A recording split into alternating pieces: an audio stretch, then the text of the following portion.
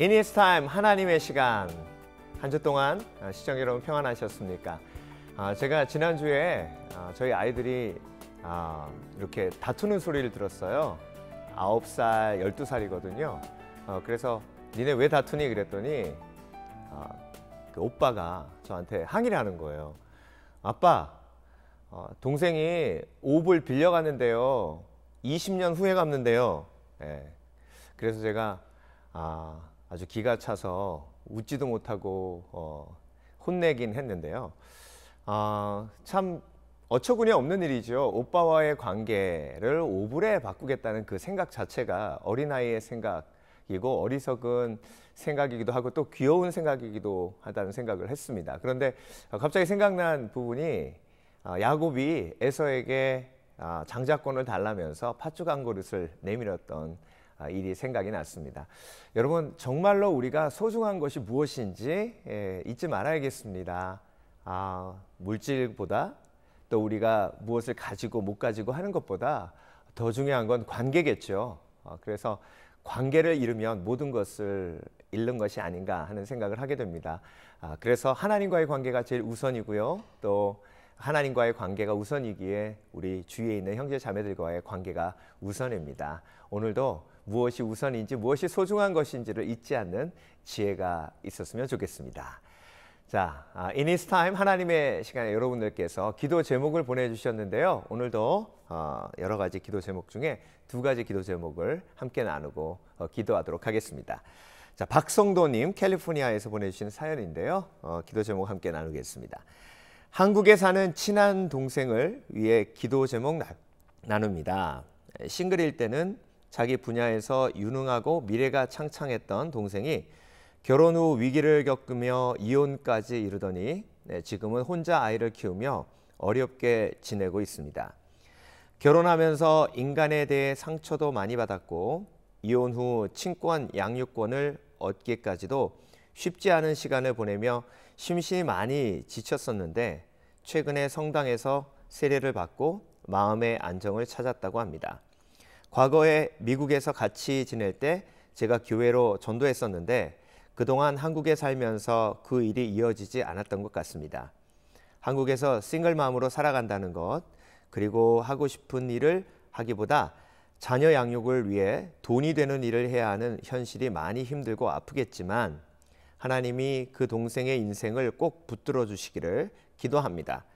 또 꼭 바라기는 부디 올바른 복음과 진리 가운데로 인도되어 하나님을 바로 알고 십자가의 은혜를 체험하길 기도합니다 하셨습니다. 네, 박성도님 함께 미국에서 생활하면서 전도했던 분이 한국에 가셔서 고난을 겪는 것 보시면서 참 마음이 아프셨나 봐요. 그리고 그분을 위해서 지속적으로 기도하셨던 그 사랑의 마음이 제가 느껴지면서 오히려 제가 또 은혜가 됩니다. 그리고 하나님께서 한번 구원하신 하나님의 자녀는 절대로 놓지 않으시니까요. 박성도님의 기도대로 하나님께서 이루어 주실 줄 믿습니다. 시편 31편 7절에서 8절 말씀 함께 나눌게요. 내가 주의 인자하심을 기뻐하며 즐거워하는 것은 주께서 나의 고난을 보시고 환난 중에 있는 내 영혼을 아셨으며 나를 원수의 수중에 거두지 아니하셨고 내 발을 넓은 곳에 세우셨음이니이다. 그래서 박성도님께서 함께 기도해 오셨던 그 친구분의 아픔을 하나님께서 알고 계심을 믿습니다. 우리 함께 기도할 때에 하나님께서 우리 가운데 또 그 성도님의 모습을 보며 평안함을 가질 수 있도록 해주실 줄 믿습니다. 함께 기도하겠습니다. 하나님 감사합니다. 우리 박성도님의 삶을 엿볼 수 있었습니다. 전도하고 또 교회로 상처받은 영혼을 인도하며 또 그 영혼이 끝까지 주 안에 거할 수 있도록 중보하며 섬기고 있는 우리 박성도님을 축복하며 또 박성도님께서 전도하신 그 친구분을 위해 기도합니다.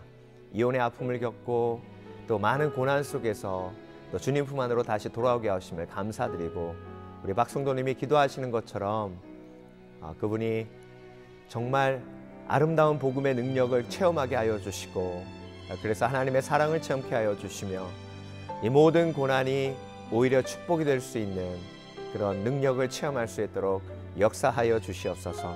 앞으로 우리 박성도님 또 한 영혼 한 영혼 전도하며 나아갈 때에 하나님께서 박성도님의 마음속에 복음의 열정이 더할 수 있도록 역사하여 주시옵소서. 감사드리며 예수 그리스도 이름으로 기도합니다. 아멘. 이렇게 또 한 영혼을 위해서 정말 열정을 가지시고 기도하시는 분들 보면 목사로서 참 도전되고 또 마음이 따뜻해집니다. 자, 두 번째 사연 나누고 기도하겠습니다. 캘리포니아에서 보내주셨는데요. 익명으로 보내주셨습니다. 중국에서 선교하시는 김 선교사님께서 보내주신 기도 제목들을 여러분들과 함께 나누기 원합니다. 선교사님은 현재 미전도 종족들을 대상으로 가정교회 사역을 하고 계신데 여러 위험과 어려움 속에서도 10년이 넘도록 헌신하고 계십니다. 특히 어렵게 세워진 가정교회들이 핍박과 환난을 극복하며 전도하고 선교하는 교회가 되는 것과 현지인 지도자들이 영적으로 침체되지 않고 비전 가운데 새 힘을 얻고 일어서는 것, 또 초신자들이 복음을 바로 깨닫는 일을 위해서 기도 요청을 해오셨습니다. 선교사님과 가정교회의 이름 등을 밝힐 수는 없지만 하나님이 아시기 때문에 우리의 기도를 들으시는 하나님이 김 선교사님의 사역과 가정 위에 은혜를 내려주실 것을 믿습니다. 여러분들께도 기도 부탁드립니다 하셨습니다. 김 선교사님은 보내심을 받은 선교사님이시고요. 또 우리 김 선교사님 위해서 기도 제목을 나눠주신 성도님은 또 보내신 선교사네요. 이렇게 기도 제목을 나눌 때에 또 우리의 마음속에 함께 선교에 동참하는 마음이 또 일어나는 것을 느끼게 됩니다. 이사야서 58장 9절 말씀 함께 나눕니다. 내가 나를 부를 때에 나 여호와가 응답하겠고 내가 부르짖을 때에 내가 여기 있다 하리라. 우리가 함께 우리 김 선교사님 위에 기도할 때 하나님께서 응답해 주실 줄 믿습니다. 우리 다 함께 부르짖어 하나님 앞에 기도하며 이 가정교회가 올바로 세워질 수 있도록 기도하도록 하겠습니다. 하나님 감사합니다. 한 성도님께서 중국에서 사역하시는 우리 김 선교사님을 위한 기도 제목을 나누어 주셨습니다. 이름도 없이 빚도 없이 중국에서 10년 동안 가정교회를 섬기시는 우리 김 선교사님, 그 마음을 먼저 하나님께서 위로해 주시고 비전과 꿈이 활활 타오르는 열정의 선교사님으로 주께서 사용해 주시기를 소원합니다. 김 선교사님이 개척하신 교회들이 잘 세워질 수 있도록 도와주시고 전도하고 선교하는 아름다운 교회로 성장할 수 있도록 주께서 의로운 오른손으로 붙들어 주시며 특별히 김 선교사님이 지금까지 기도하셨던 것처럼 현지인 리더십들이 올바로 세워질 수 있도록 주께서 역사하여 주시옵소서. 그래서 그 가정교회가 아름다운 공동체 되어 중국을 변화시키는 놀라운 부흥의 씨앗이 될 수 있도록 주께서 역사하여 주시기를 소원합니다.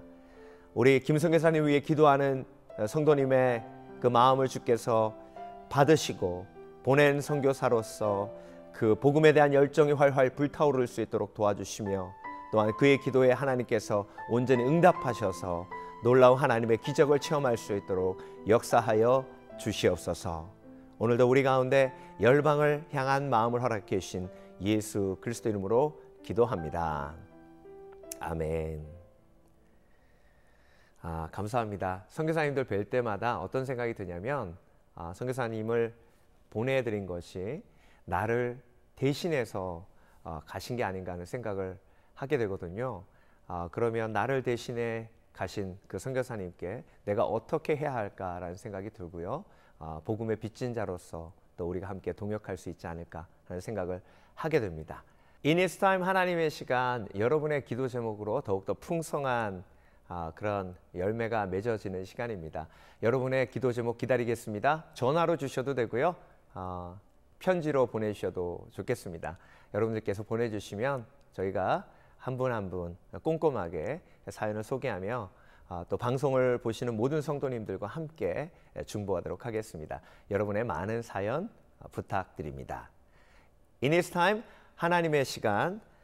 이 시간은 우리의 영적인 건강만큼 중요한 육신의 건강을 잘 지키기 위해서 일상 속의 건강 상식을 함께 나눠보는 시간인데요. 요즘 날씨가 추워지면서 주변에 비염으로 고생하시는 분들이 많습니다. 최종욱 원장님과 전화 연결되어 있습니다. 원장님 만나보도록 하겠습니다. 원장님 안녕하세요. 네, 안녕하세요. 반갑습니다. 네, 이렇게 매번 감사합니다. 네. 네.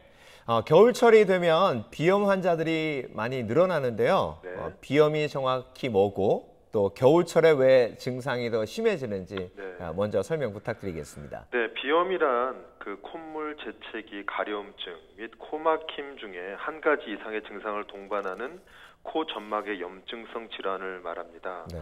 근데 이제 비염에는 여러 가지 종류가 있는데요.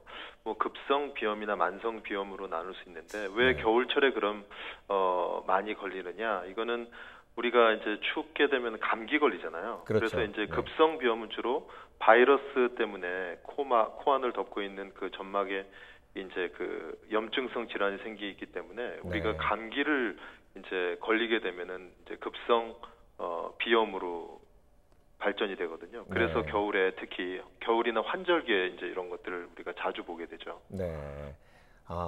그러면 비염에도 이제 그 크게 두 가지가 있다고 말씀을 해주셨는데 네. 좀 더 자세하게 어떤 종류들이 있는지 설명해 주시겠습니까? 예, 크게는 급성 비염하고 만성 비염으로 나눌 수 있거든요. 네. 근데 급성 비염인 경우에는 말하자면 감기죠. 감기의 증상을 생각하시면 돼요. 그래서 감기 걸렸을 때 우리 코가 막히고 재채기 나오고 콧물 나오고 이제 막 이제 가려움증도 생기고 그런 것들이 급성으로 보시면 되고요. 그다음에 만성 비염이 이제 조금 복잡해지는데 네. 단순성 만성 비염, 뭐 만성 비후성 비염, 약물 중독성 비염, 알레르기 비염 등등 여러 가지 원인이 있습니다. 네. 그런데 이제 보통 우리가 만성 비후성 비염이 굉장히 좀 중요하거든요. 네. 그래서 이것에 대해서 좀 설명을 드리면 네. 단순한 비염이 이렇게 자꾸 반복되거나 비중격이라고 이제 콧대를 유지하고 있는 가운데 뼈거든요. 네. 그 비중격이 좀 틀어졌거나 아니면 만성 부비동염 같은 것들이 원인이 돼서 네. 호흡이 좀 안 되고 냄새를 잘 못 맡고 또 비음이라 그러죠. 이렇게 네. 콧소리 내는 사람들. 그다음에 두통도 생기게 되고 네. 잠도 잘 못 자게 되고. 그래서 주로 이제 코막힘 증상이 주로 증상이 되는 거고요. 네. 콧물도 많아지고. 그래서 이제 콧물이 자꾸 뒤로 넘어가거나 네. 아니면 우리가 자꾸 뱉어내게 되는 그런 네. 습관이 생기는 거죠. 그런 것을 우리가 만성 비후성 비염이라 그러고요. 네. 그다음에 약물 중독성 비염은 우리가 이제 코가 막히잖아요. 그러니까 여러 가지 코에다가 뭐 스프레이도 뿌리게 되고 이제 약을 이제 집어넣게 되죠. 네. 그래서 장기간 이제 그런 것들을 사용하게 되면 거기에 대해 이제 또 내성이 생겨가지고 이제 그것들이 원인이 돼서 이제 비염이 생기는 것을 약물 중독성 비염이라고 분류를 하고 네. 또 알러지성 비염은 뭐 재채기, 발작, 콧물이 너무 많이 나오고 네. 코가 막히고 이런 것들로 이제 이런 알러지성 비염은 특별히 겨울이나 환절기에 심하긴 하지만 1년 내내 볼 수 있게 되죠. 네. 그래서 그런 것들이 이제 우리가 주로 종류를 나눌 수가 있습니다. 이 밖에도 뭐 혈관 운동성 비염도 있고 여러 가지 건성 비염 뭐 다 많은데 우리가 주로 보시려면은 급성 비염은 감기로 인해서 이제 하시면 되고 네. 만성 비염은 만성 비후성 비염이나 아니면 알레르기성 비염 이렇게 간단하게 생각하시면 될 것 같습니다. 네. 그런데 이제 감기는 나오면 네. 이제 비염도 같이 사라지니까 그런데 만성 비염으로 이제 진단을 내리고 치료를 받아야 되는데 보통 사람들은 그냥 견디는 경우가 많거든요, 원장님. 그렇죠. 네. 예. 근데 비염인데 이제 본인이 감기가 다 안 났네, 감기 뒤끝이야 그렇게 하면서 그냥 계속 코를 훌쩍거리거나 코가 막히거나 이제 이러는 분들이 많이 계시거든요. 네. 근데 그런 것들이 바로 이제 만성 부비동염으로 넘어가거나 네. 아니면 알러지성 비염으로 가는 전 단계에서 속하게 되는 거거든요. 네. 그래서 만성 부비동염이라는 거는 우리가 이제 얼굴에는 그 공간이 많이 있어요. 네. 그래서 이제 뭐 전두동, 상악동, 뭐 저평동 이런 이제 그 우리 안에 공간이 많이 있게 되는데 네. 그 참 이렇게 공부를 하다 보면은 이 구조에 대해서 참 하나님이 잘 만드셨다 이렇게 생각이 들거든요. 네. 그래서 우리는 이제 머리, 뇌를 많이 사용하잖아요. 우리 그렇죠. 모든 이제 뇌에서 다 명령 체계가 이루어지는데 컴퓨터를 보시면은 그 팬이 달려 있잖아요. 네. 예, 그래서 그 팬이 만약에 꺼지게 되면 어떻게 될까요? 과열이 되죠. 과열해서 멈추잖아요. 네, 멈추죠. 네. 예, 그래서 하나님은 우리에게 그런 팬을 달아주신 것이 바로 우리 이 얼굴 속에 있는 그런 공간입니다. 네. 그래서 그 팬의 역할을 하는 것이 바로 호흡이고요. 네. 그래서 코로 호흡을 할 때 그 팬이 돌아가는 것처럼 이 공기가 안에 있는 그 공간들을 휘몰아쳐 나오면서 과열된 뇌를 싹 식혀주고 나오는 거죠. 네. 그런데 거기가 막히게 되면 네. 그게 이제 그 쿨링 다운이 안 되는 거잖아요. 그렇기 때문에 두통이 생기고 코가 막히게 되고 머리가 네. 띵띵하게 되고 그런 증상들이 생기는 거예요. 네. 그래서 비염은 그냥 내가 참고 있어야 될 게 아니라 반드시 치료를 해야 되는 아주 굉장히 중요한 어떤 질환이거든요. 네. 그래서 그 감기로 인해서 이제 그 부비동 안에 콧물이 쌓이게 되는데 그 관이 가느다란 관이 있어요. 근데 그 관이 이제 막히게 돼요. 그 네. 바이러스 때문에. 그러면 그 막히게 되면 그 안에 있는 그 부비동 안에 있는 그 콧물들이 다 빠져나오지 못하고 그냥 머무르게 되는 거예요. 네. 그렇게 되면서 감기가 걸리면 다시 또 그 세균 염증성으로 그 콧물들에 의해서 이제 세균들이 번식되는 거죠. 그렇게 돼서 코가 막히고 이제 그런 것들이 반복하다 보면 네. 그냥 1년 내내 쭉 막혀 있는 거죠. 그렇죠. 그래서 네. 이제 그 세균 때문에 병원에 가게 되면 항생제를 사용하게 되는 겁니다. 그런데 아시다시피 항생제는 뭐 하루 이틀을 새서 되는 게 아니라 그렇죠. 한 번 사용하면 일주일 열흘 먹어줘야 되는 거거든요. 네. 그런데 그렇게 되게 되면 또 이제 우리의 면역에 문제가 생기게 되고. 그렇죠. 그러니까 한마디로 뭐 빈대 잡겠다고 초가삼간 태우는 격이 되는 거예요. 네. 그래서 이런 것들이 비염이 아무것도 아닌 것 같이 우리가 그냥 생각될 수도 있는데 이런 것들 때문에 우리 아이들 같은 경우는 집중력이 굉장히 떨어지고요. 그다음에 뭐 잠을 자도 아침에 개운하지 않거나 이런 증상들이 뭐 자주 보게 됩니다. 네. 원장님 설명을 들으니까 이해가 굉장히 쉬워요. 네. 네. 한방에서는 그러면은 비염을 어떻게 치료하시나요? 예, 그래서 제가 앞서 말씀드린 것처럼 비염의 원인을 단순히 그냥 코에, 그래서 그 병원에 우리가 이제 감기 가면 이비인후과를 가요. 네. 이비인후과를 가서 코만 이렇게 쳐다보고 뭐 비중격이 비뚤어졌기 때문에 수술을 해야 됩니다. 아니면은 뭐 항생제를 드셔야 됩니다. 이렇게 코를 보고 얘기를 하거든요. 네. 근데 한방에서는 그 한 가지의 원인을 국소적인 원인이 아닌 경우가 전부 답니다. 그러니까 네. 예를 들어서 머리카락이 많이 빠져도 뭐 두피에 문제가 있는 게 아니라 우리 몸 안에 내장을 봐야 된다는 거죠. 네. 그래서 이 코는 우리가 이제 폐를 한번 생각할 수가 있어요. 그래서 폐를 중심으로 한 기관지 호흡기 문제로 면역력이 떨어져서 생기는 걸 우리가 보고 있거든요. 네. 그래서 비염의 원인을 단순히 코만 치료하는 것으로 끝나는 게 아니라 몸 전체 순환을 시켜줘야 되는 거죠. 네. 그래서 치료 역시 전신의 균형을 맞춰줘야 되고 순환을 시켜줘야 되는 거예요. 네. 그래서 이제 우리 몸에 그 밸런스가 떨어져 있는 어떤 장부 간의 밸런스를 맞춰줘야 되고요. 그 다음에 우리 몸의 어떤 상하 좌우, 그 다음에 안과 바깥의 그 밸런스를 다 맞춰줄 때 이제 비염도 결국엔 치료가 된다는 거죠. 네. 오늘 원장님께서 아주 자세히 설명해 주셔서 저도 굉장히 많은 건강 지식을 얻었습니다. 네. 네, 감사드리고요. 네. 다음 주에 한 번 더 비염에 대해서 설명해 주시기 바랍니다. 네, 감사합니다. 네, 원장님 감사합니다. 네, 감사합니다. 네. 지금까지 부에나파게 아큐피아 한의원의 최정욱 원장님과 함께 비염에 대해서 알아봤는데요. 여러분 비염이 조금이라도 있으시면 그냥 내버려 두지 마시고요. 또 가까운 곳에 그 한의원이나 또 병원에 가셔서 치료 받으시기 바랍니다.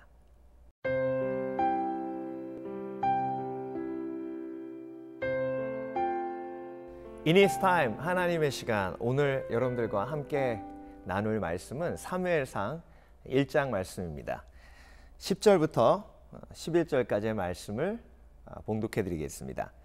한나가 마음이 괴로워서 여호와께 기도하고 통곡하며 서원하여 가로되 만군의 여호와여, 만일 주의 여종의 고통을 돌아보시고 나를 생각하시고 주의 여종을 잊지 아니하사 아들을 주시면 내가 그의 평생에 그를 여호와께 드리고 삭도를 그 머리에 대지 아니하겠나이다. 아멘.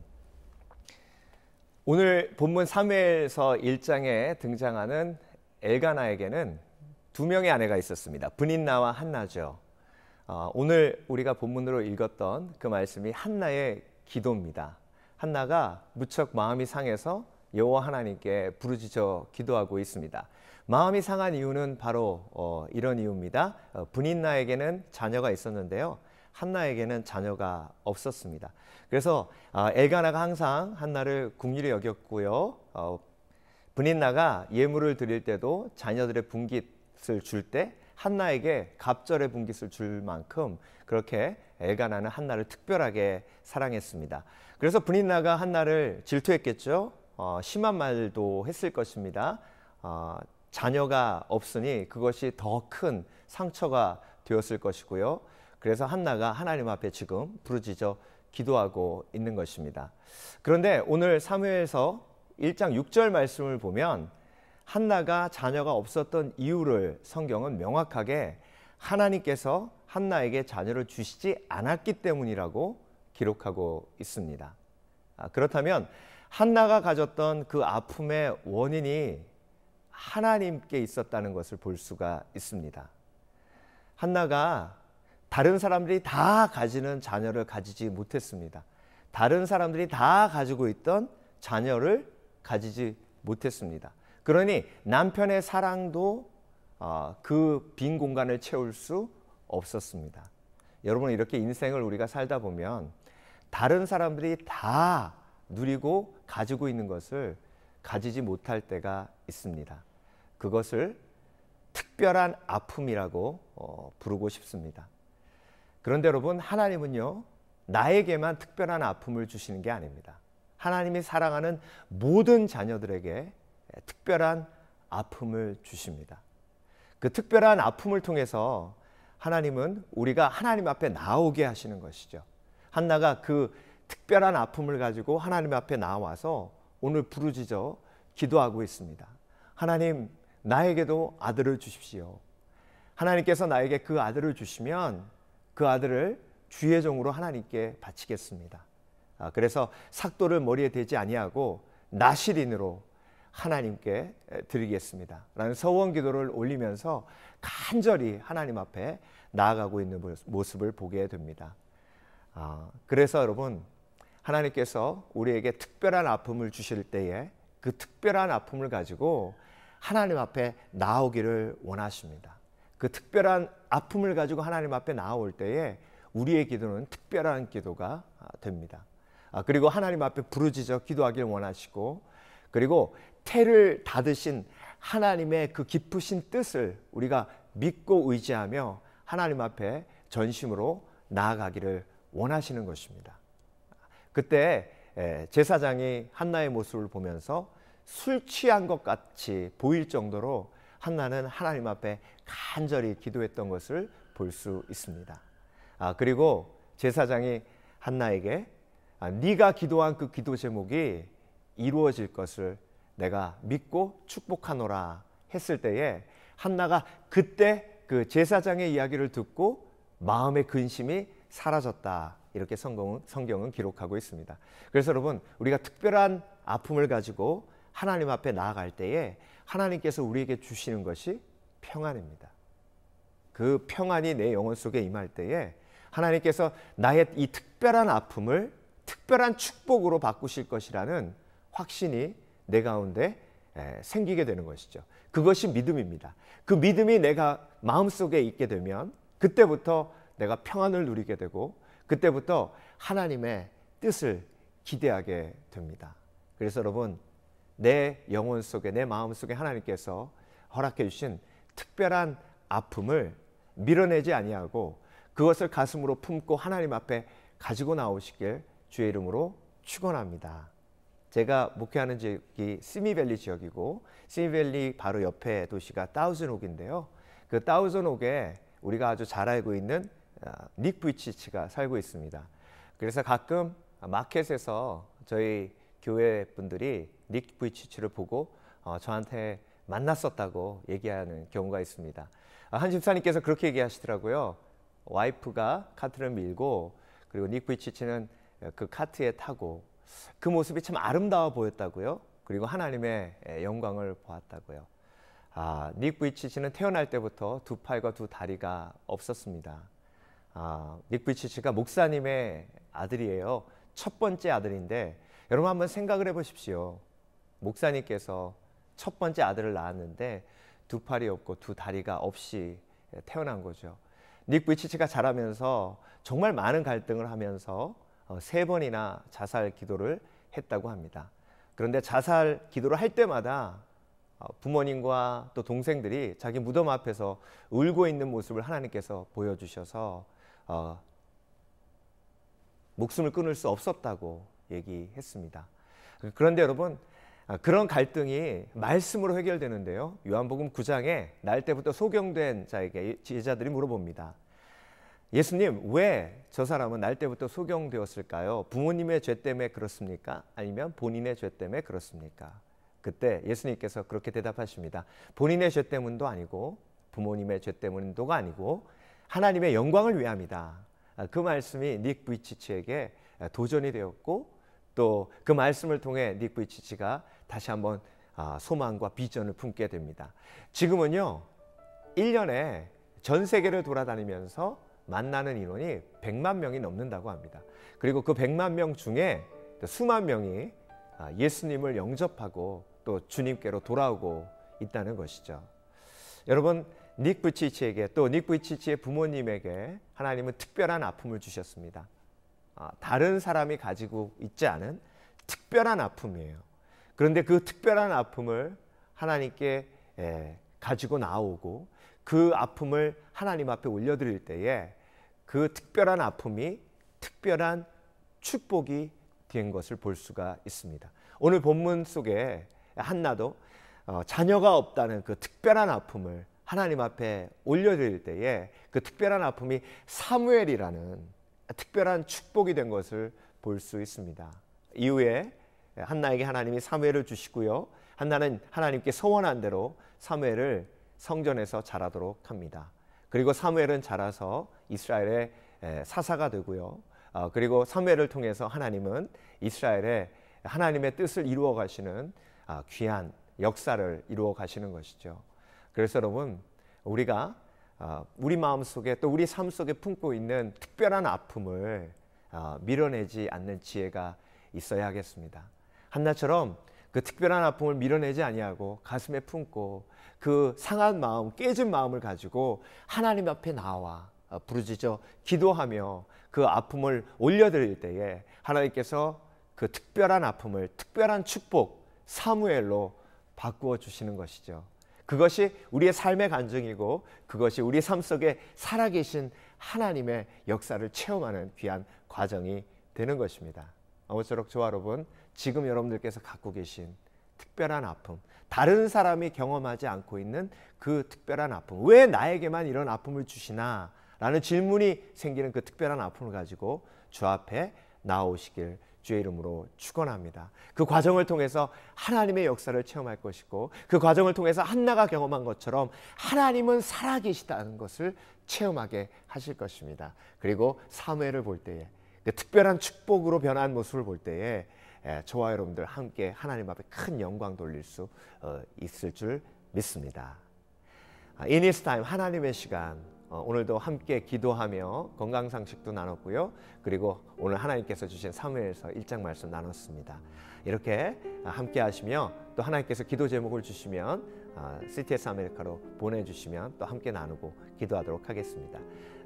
지금까지 함께 해주신 여러분들께 감사드립니다. 저희는 다음 시간에 찾아뵙겠습니다. 감사합니다.